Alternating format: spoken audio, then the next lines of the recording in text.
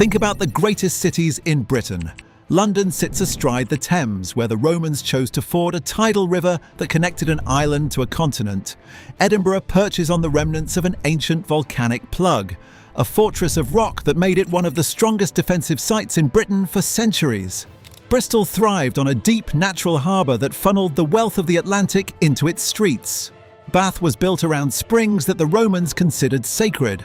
Portsmouth exists because the sea demanded a fleet, and the fleet demanded a home. Every major British city was, in some fundamental way, chosen by geography. The land decided and the people followed. Manchester was different. Manchester was built on flat, marshy ground at the confluence of rivers too small and too shallow to carry ocean-going ships. It had no natural harbour, no dramatic hilltop, no coastline or deep navigable river that made it essential to anyone. By every rule that governed how great cities came to exist in this country, Manchester should never have become one. And yet, in the space of a single human lifetime, this overlooked market town on the edge of a Lancashire bog became one of the most important industrial cities on Earth. Not because geography favoured it in the obvious way, but because Manchester decided to ignore geographic limits entirely. That is the contradiction at the heart of this city. And it runs far deeper than you think.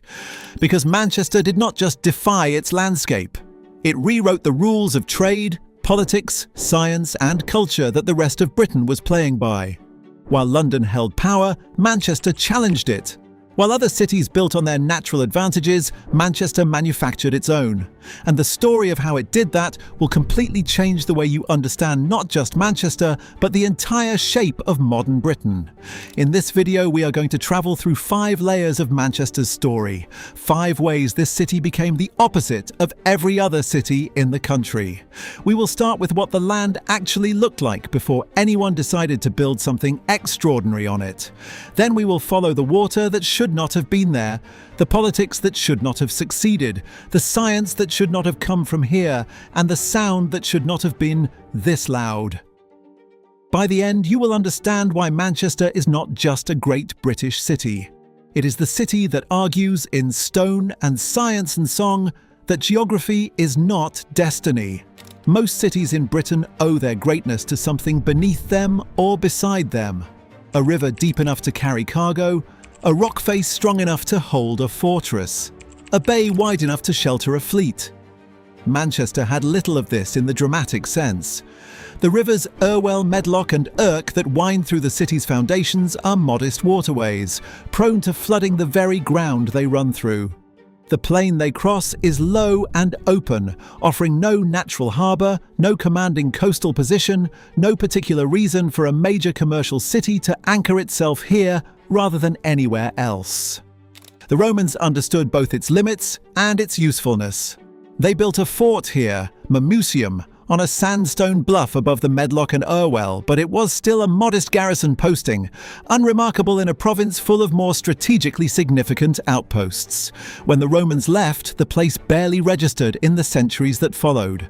For most of its existence, Manchester was a market town of modest ambition, overshadowed by Chester to the south and York to the east.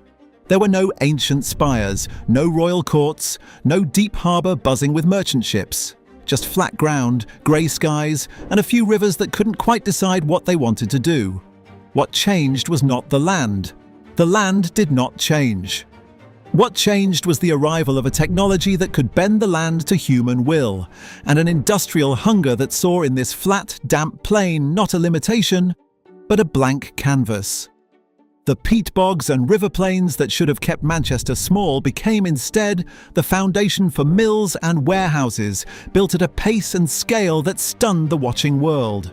The landscape that offered few obvious natural advantages turned out to offer one thing that no rocky harbour or volcanic hilltop could: space. Endless, buildable, flat space. And Manchester filled every inch of it. But here is what nobody tells you about how Manchester grew. It did not wait for trade routes to find it. It built its own.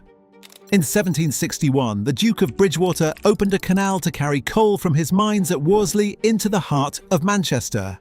The Bridgewater Canal was among the first purpose-built navigable canals in Britain, not following a river, not widening an existing channel, but cut directly through the landscape by human hands alone.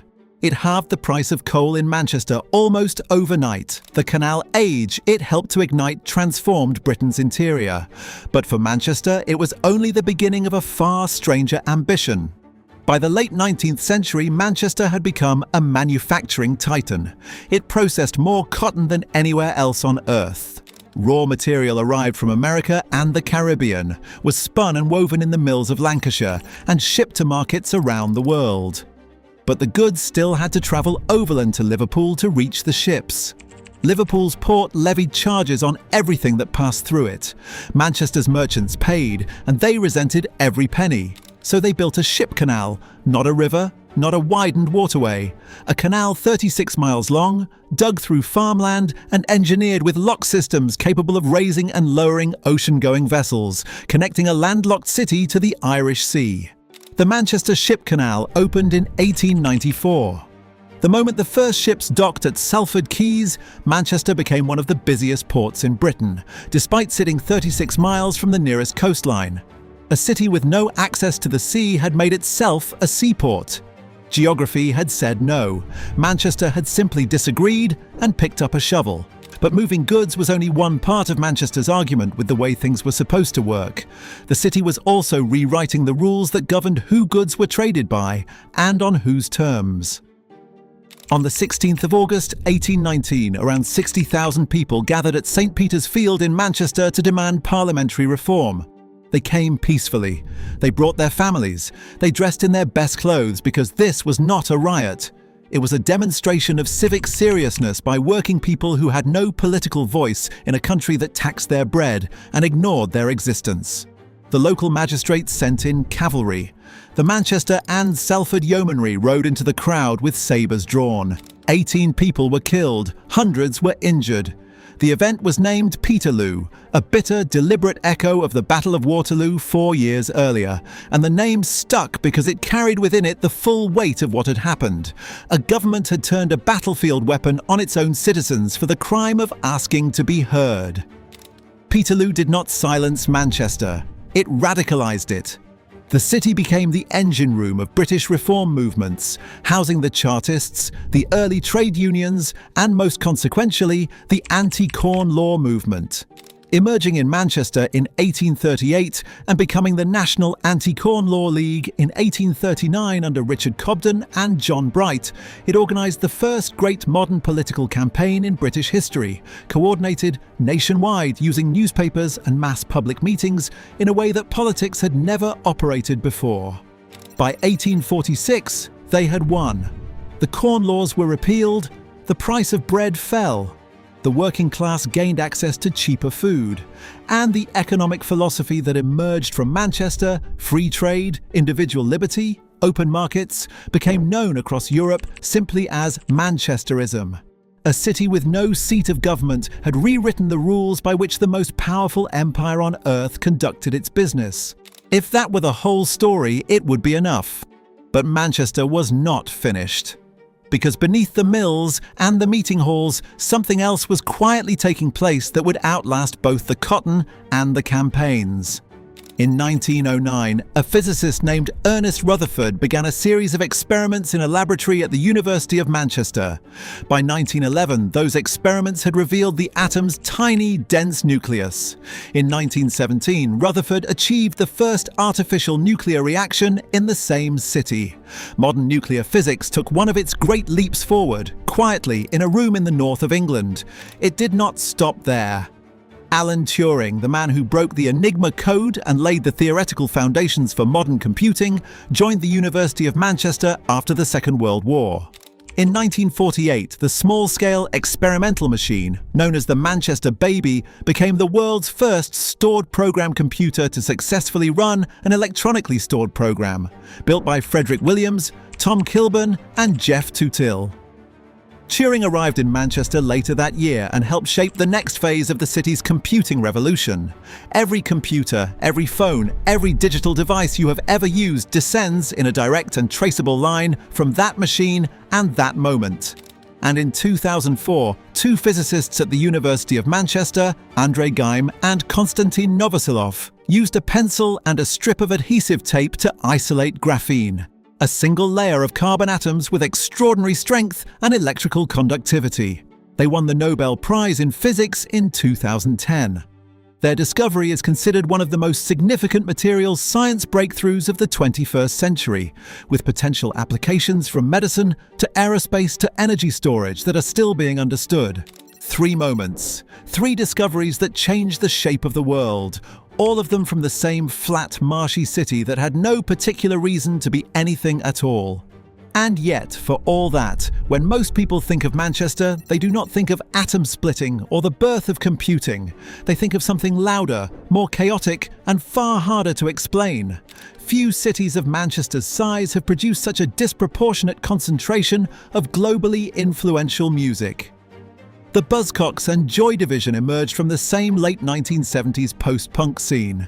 Joy Division became New Order, who helped define electronic and dance music across 2 decades. The Smiths created one of the most distinctive bodies of work in British rock history.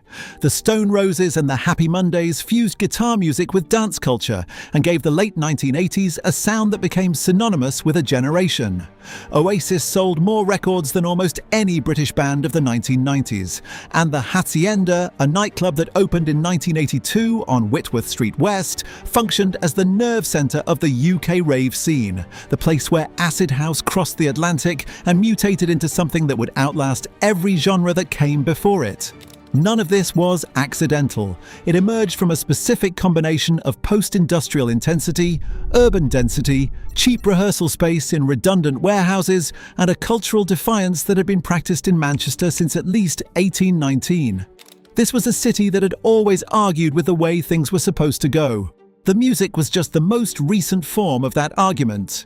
Manchester began as a modest Roman garrison on low, wet ground. It built its own waterways when the natural ones were insufficient. It organised the political movements that remade British democracy. It helped transform nuclear physics, produced the first stored program computer, and isolated the material that may define the next century of human technology. And it did all of this while generating a volume of music and culture that no comparable city has matched, before or since. Every great British city was shaped by what it was given. Manchester became great by refusing to accept what it was given and building something entirely new in its place. Not every city gets to choose what it becomes. Manchester did. And that choice, repeated across 2 centuries, across canals and mills and meeting halls and laboratories and nightclubs, is what makes it unlike any other city in this country. The land did not make Manchester. Manchester made Manchester. If you want more stories like this one, cities hiding extraordinary histories beneath ordinary surfaces, landscapes carrying secrets that reshape everything you thought you knew, then subscribe. There is a version of this story hidden inside every corner of this country, and every week we go looking for it. Do not miss the next one.